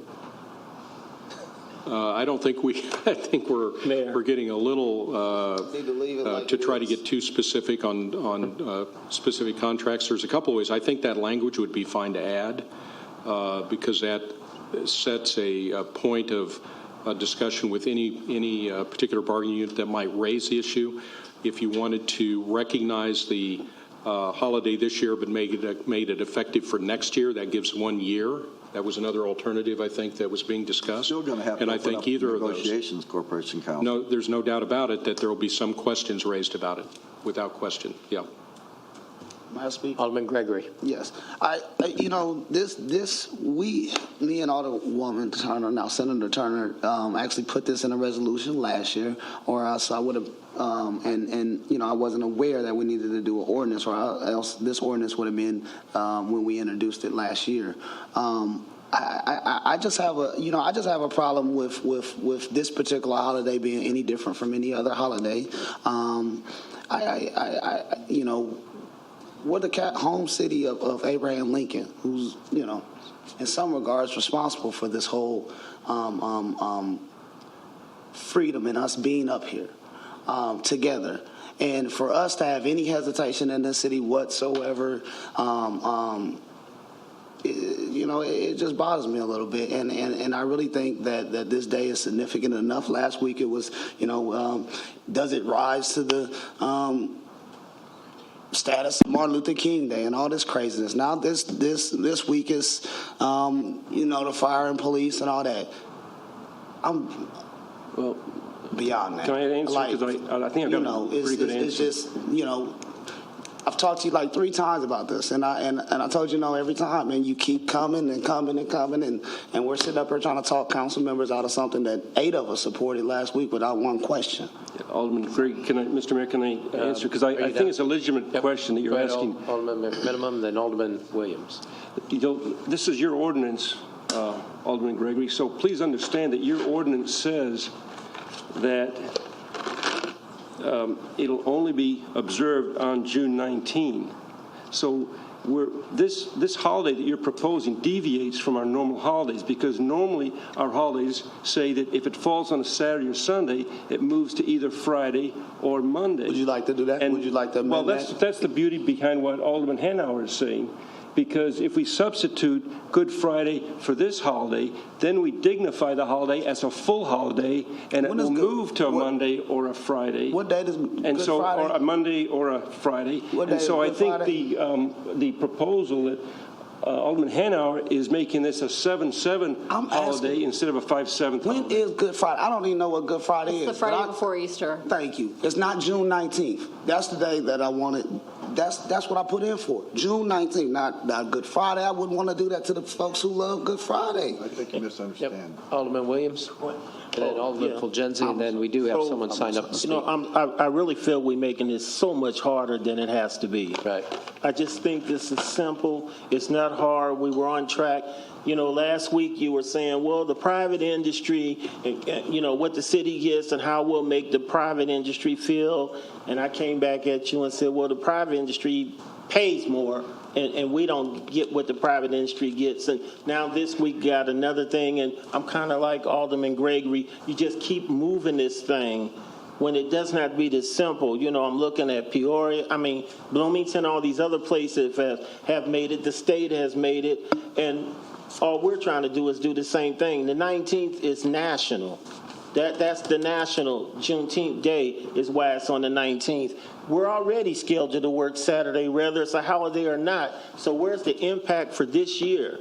In 4 days or whatever it is, when Saturday gets here, they were already going to be working. Unless you're going to convince me they're going to be grieving that you gave us an extra holiday, I don't understand why it's a union issue. I don't believe it is a union issue. I do believe it could be a budget issue, but hey, for the next 2 years, they're on weekends. For the next 2 years, there's no cost. It's on the weekend. And the people who are going to have to work are already scheduled, just like this current year. They're already scheduled. They're going to be working Saturday, guys. So I don't get it. I just think we're making this much harder than it needs to be. We have plenty of time, similar to your ordinance, and what you're saying is to put some things together. Maybe, is it going to be triple time or not, and things like that. Yeah, we're going to have to deal with that, but we don't have to make it this hard about all this negotiation with each individual union and all that thing. that's just us coming up with ways maybe to question ourselves. Last week we were here, and today I don't know where we're at right now, but I'm recommending that we just pass this. We got 2 years of the first 2 years it doesn't cost. The third year it is going to cost. By then we done work some things out if we had union questions. That's my recommendation. I think that's what Alderman McMinimum's ordinance amendment says, is that we pass this as a holiday, and we have to work out the particulars. And that's all I'm saying. That's right. I guarantee you that this is not going to get through the muster of our fiscal responsibility. For the unions are going to come and say, we worked on a Saturday, we want double, triple time. I'm telling you, it's going to They may, I don't know. They may, but if they do, they still got to negotiate. They don't just get to come and just tell us. They can just say, this is what we want. It's a negotiation. That's what the amendment says. That's what his amendment says, is that we pass it as a holiday, and then it comes up, and then we have to work out the particulars. Alderman Fulgenzi? Yes. It seems like All of this stuff it's really unknown. We don't know what the unions want. We don't know if we have to make triple time. But for the next 2 years, it's going to fall on a Saturday or Sunday. So let's just hold it in committee and work out the details. It's not going to make any difference. I don't think There's we a hold net it. zero. I think this is an important ordinance, Alderman, because Juneteenth should be celebrated. We just have to figure out the particulars on how we're going to handle the financial side of it. I agree. But it's not going to make any difference to the city coffers for 2 years, supposedly. Yes, Let's hold it in committee until after the 19th, and then we'll work out the details before next year. Yep, we have someone signed up to speak. Sharina? You'd come up and state your name and address for the council. We'd appreciate it.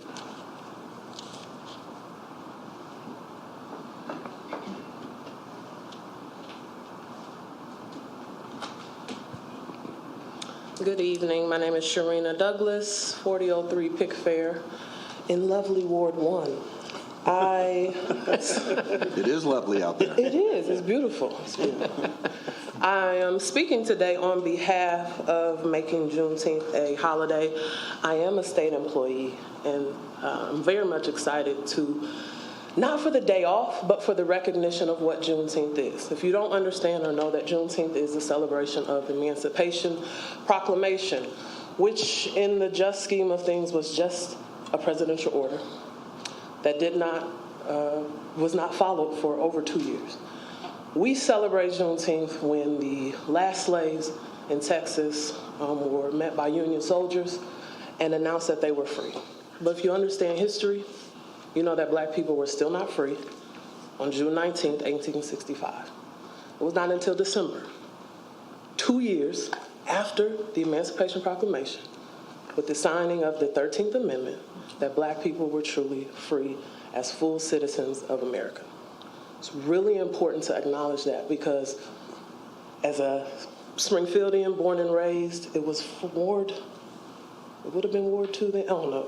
We're not going to talk about the mapping, but I was a North Sider, okay? Born and raised on the north side of Springfield. I attended Juneteenth celebrations in Springfield. We have a rich history of celebrating Juneteenth here, over 27 years. But a lot of that time, I didn't know what Juneteenth was. I just thought it was a party in the park, and it was fun to do. The older I got, the more I understood my history. It wasn't until I was a high schooler at Southeast that I even was aware of the 1908 race riots, something that happened right here. I can tell you it wasn't until this year, 2021, that I realized that Springfield and Illinois started with slavery.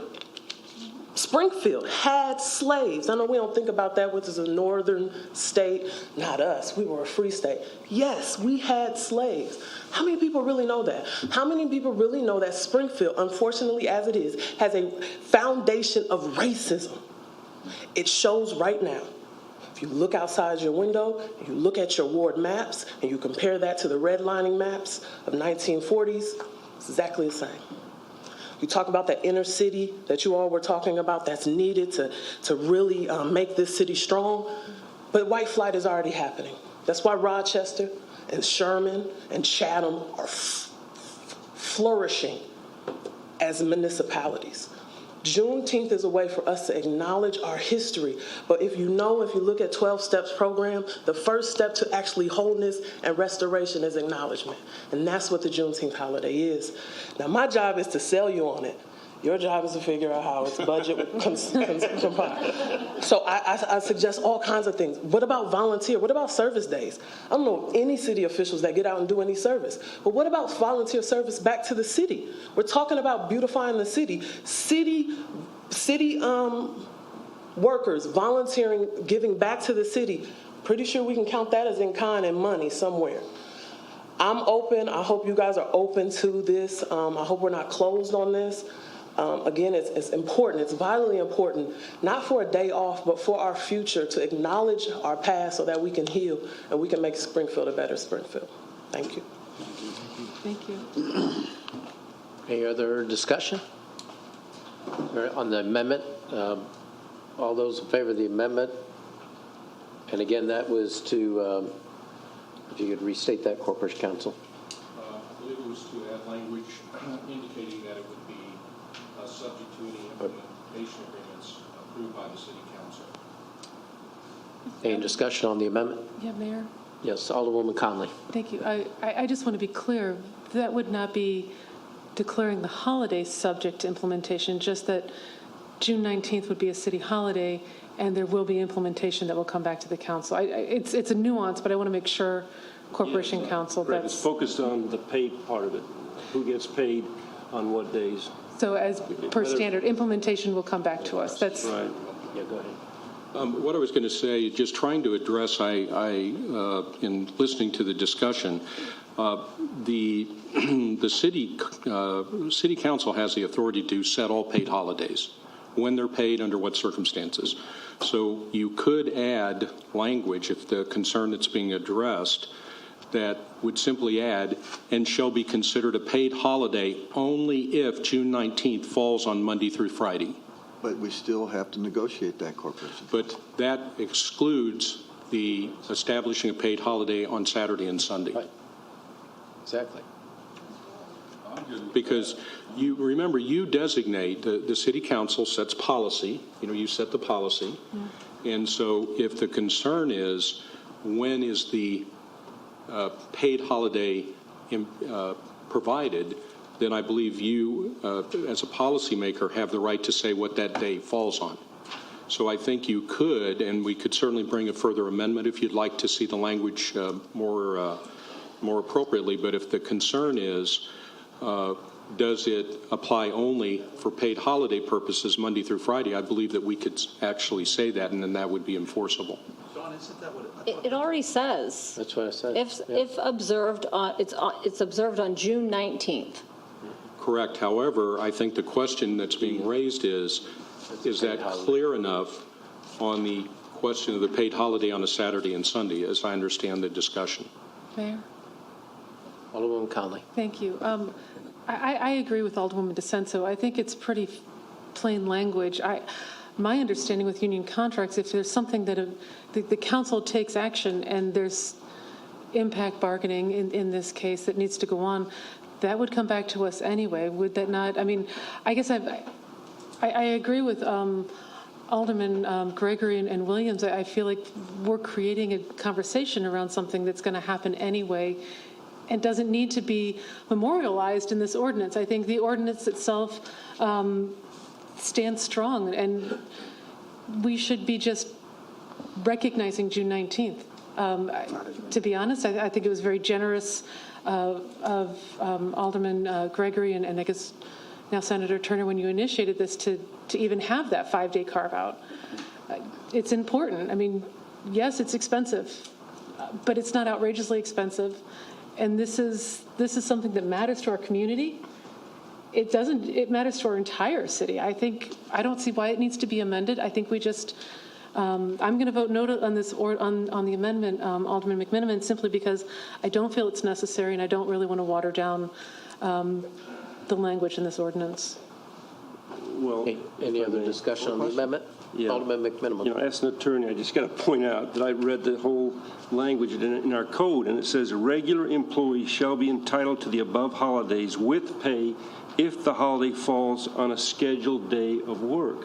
So if we've got police and fire working a scheduled day of work on Saturday or Sunday, or our utility or our library or public works, they're going to get entitled to pay potentially because of this language. So we just want to work this out. I like the additional language that our Corporation Council has just offered to the amendment, so I'd like to revise my amendment if that's possible, Mr. Mayor, Mr. Corporation Council, to add the language that our Corporation Council suggested. Can I just ask, I'm sorry, Alderman McMiniman? Conley, then Alderman Hanauer. When you say the above, I'm sorry, just real quick, because I do need to clarify this because I don't have the code in front of me. Does this amendment add Juneteenth to the list that is referenced in above? Is that how the amendment reads? Yeah, but it's Alderman McMiniman. Let's call the question on your first motion because second. Read the tea leaves. Well, we have Alderman Hanauer, please. Thank you. And I'm kind of picturing this. So what here's what I think I understand what they're saying now. So the people that work have to work on weekends. And we have a lot of employees that do not work on weekends. And so what you're telling us is that there might be years, because of the language, that on a weekend, those people will get paid for it, and other people, the rest of the people that don't work weekends, will not get a dime for it. Is that what Yeah. am I wrong on that? I mean, Mr. Zirkle, can you confirm that? I mean, Well, Just like anybody else. that is I the, thought we called the question. I call the question on the amendment. Second. You called the I call the question. question on the amendment. With a second. With the additional language that our Corporation Counsel offered? Let's call it on the original motion, please. All in favor of the amendment, say aye. Aye. I think we'll take a roll call vote, please. Alderman Redpath. Aye. Alderman Gregory. No. Alderman Williams. No. Alderman Fulgenzi. Aye. Alderman Proctor. No. Alderwoman DeCenso. No. Alderman McMiniman. Yes. Alderwoman Connolly. No. Alderman Donnelly. Nope. Alderman Hanauer. I think aye. Okay, you have 6 noes and 4 ayes, Mayor. So the amendment fails. Call the motion on the ordinance. Second. Been moved and seconded to call the ordinance as submitted. And second, any discussion? All those in favor of the motion, vote yes. Those opposed, vote no. The voting is now open.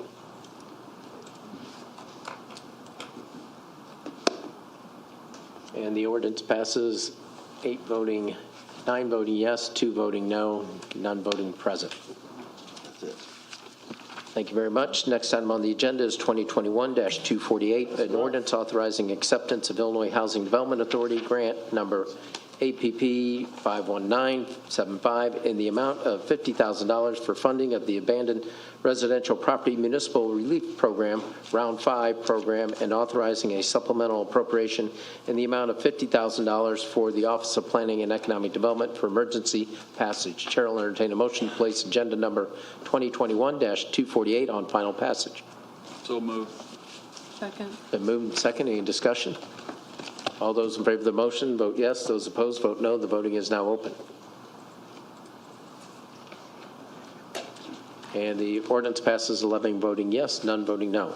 Chair will entertain a motion to suspend the rules and place on first reading agenda number 2021-262, an ordinance authorizing a contract with James D. Hawk and Rebecca S. Hawk for the purchase of real estate located at 1106 and 1104 North 10th Street in the amount of $37,000 and closing costs in the amount of $1,500, and for a total amount not to exceed $38,500 relating to the Springfield Rail Improvement Project, usable segment 6 for the Office of Public Works. Chair will entertain a motion. So moved. Moved and second. Second. All in favor? Any discussion? All in favor of the motion, say aye. Aye. Opposed, say nay. Motion carries. Chair will entertain a motion to place or to suspend with the rules and place on first reading agenda number 2021-263, an ordinance to increase the number of Class A liquor licenses by 1 for Superior Business Solutions, Inc., doing business as Keeley's Place for the business located at 1102 Sangamon Avenue. Chair will entertain a motion. So moved. Second. Been moved and second. Any discussion? All in favor of the motion, say aye. Aye. Opposed, say nay. Noted. Motion carries. Chair will entertain a motion to suspend with the rules and place on first reading agenda number 2021-264, an ordinance to increase the number of Class A liquor licenses by 1 for Kentucky Burn, Inc., doing business as Kentucky Burn for the business located at 1104 Sangamon Avenue. Chair will entertain a motion. So moved. Second. Been moved and second. Any discussion? All in favor of the motion, say aye. Aye. Opposed, say nay. Nay. Motion carries. Is there any unfinished business come before the City Council?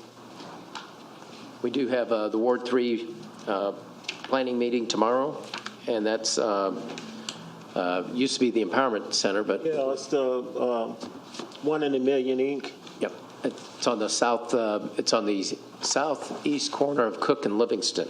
Yeah, 700 South Livingston, 1 in a Million. And actually, we will have hopefully an update on Poplar Place during Yes. that meeting. Yeah. And then Ward 2's meeting, Ward 5's meeting will wrap up next Tuesday, all our ward plan meetings. That's going to be at the Springfield Art Association building at 105 North 5th Street at 5:30. Any new business? Alderwoman DeCenso.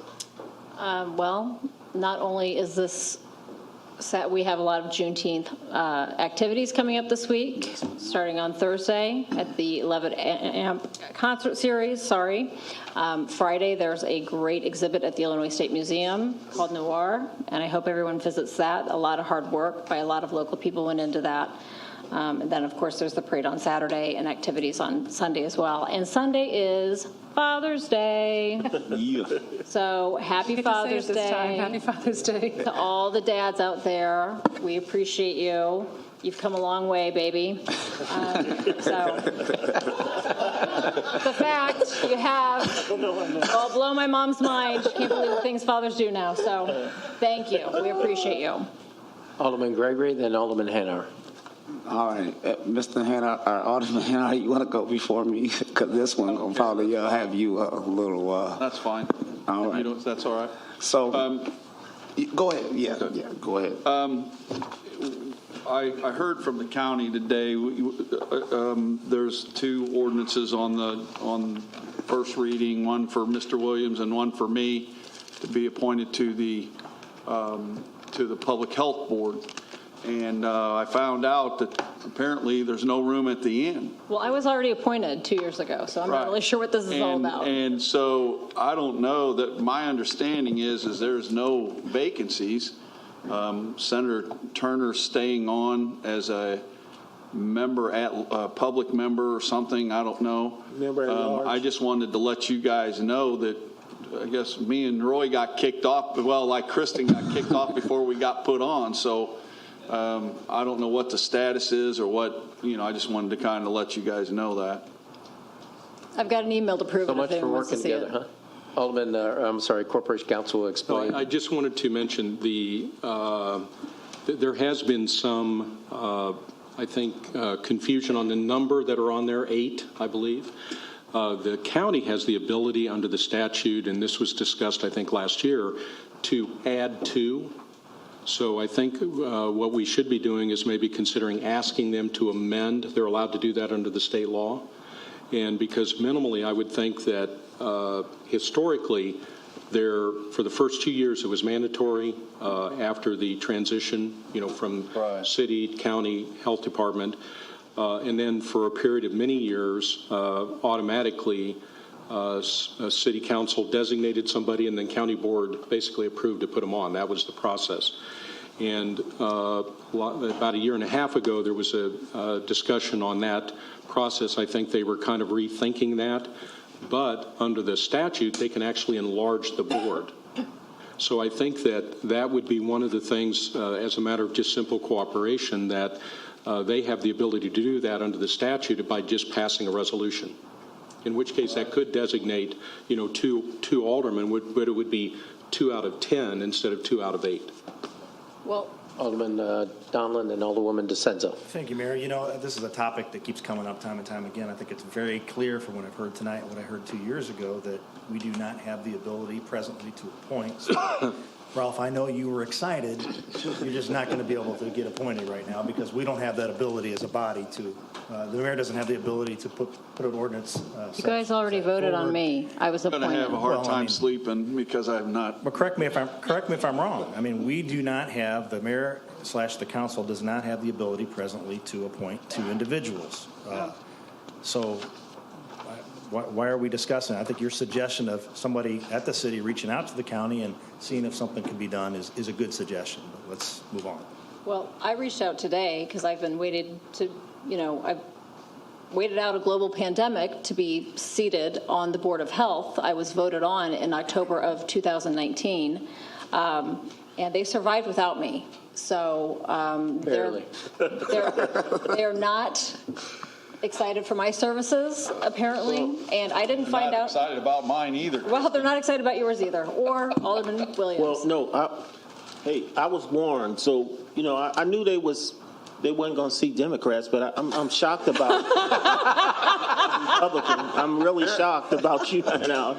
Yeah, apparently, yeah. It's across the board. But, I mean, Mayor, why, We'll check on it again. But Mayor, I was appointed to this. Everyone here voted Right. on it. And I remember distinctly. It's not. I never started my term, so how could it be? I remember you withdrawing. No. Yeah. I asked them, I said, I will withdraw, and they said, don't do that. That's on the record. They said, we're still supporting you. So, Well, maybe we'll get them to expand it to 3 then. But we'll try. So any other discussion on that? Alderman Gregory? All right, here we go.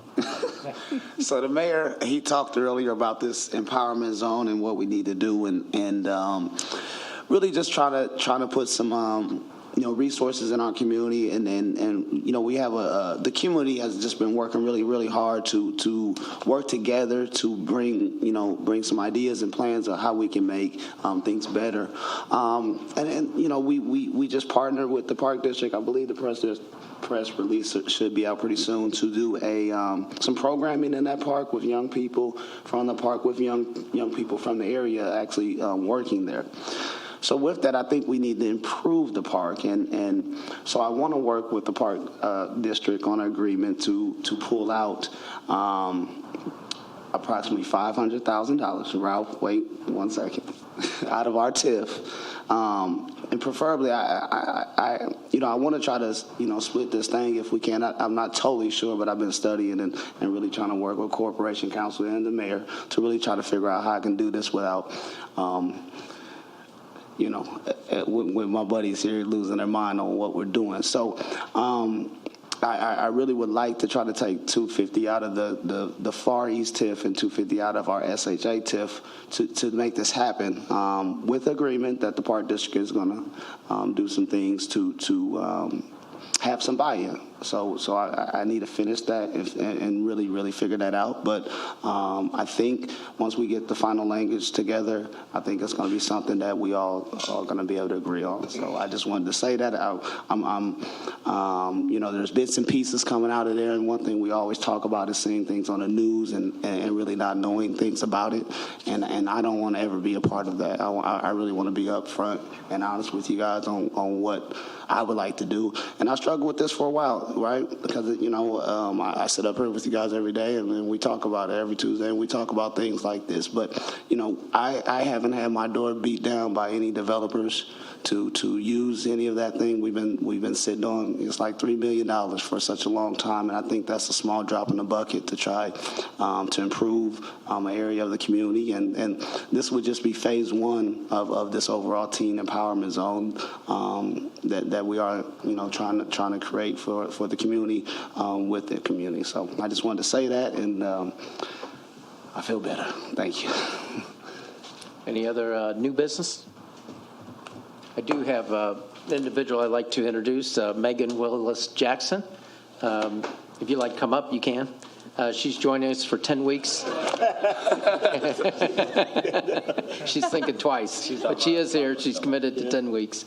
She's a summer student fellow from Bloomberg Harvard City Leadership, and not a city employee. She is in the Harvard University Graduate School of Design and is working towards her master's degree in urban planning, graduating in May 2022.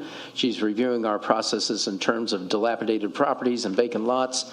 She's working with Darrell Harris and his team, along with Nate Bottom and others in Public Works, to analyze and provide guidance and recommendations around the process of problem properties and vacant lots. She also met with ICON today. She started June 1st remotely. She arrived yesterday and is here until Thursday, and will be returning for the entire month of July. She's from Boston area, so we are happy to have her with us and welcome her for the next 10 weeks. So thank you, Megan, for being part of this. And thank you to Julia Frevert. She helped bring her here, and we were here because she could have picked Colorado or Des Moines, Iowa, but she chose Springfield, and I think it's part of the lively discussion that happened today that really persuaded her to come here. So we thank you for being here. buckle up. Thank you and welcome. Springfield, Ohio. So is there anybody wishing to address the council? If you'd like to come forward and state your name again and address, we'd appreciate it.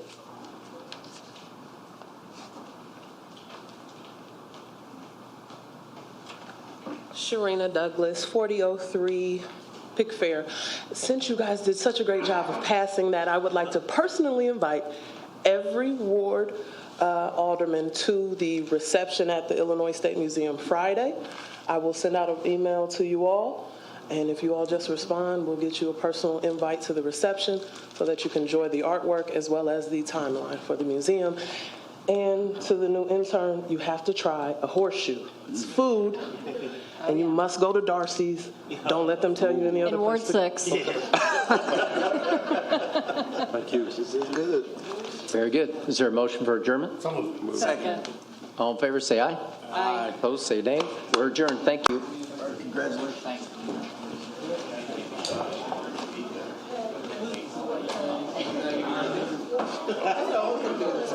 You and your brother over there.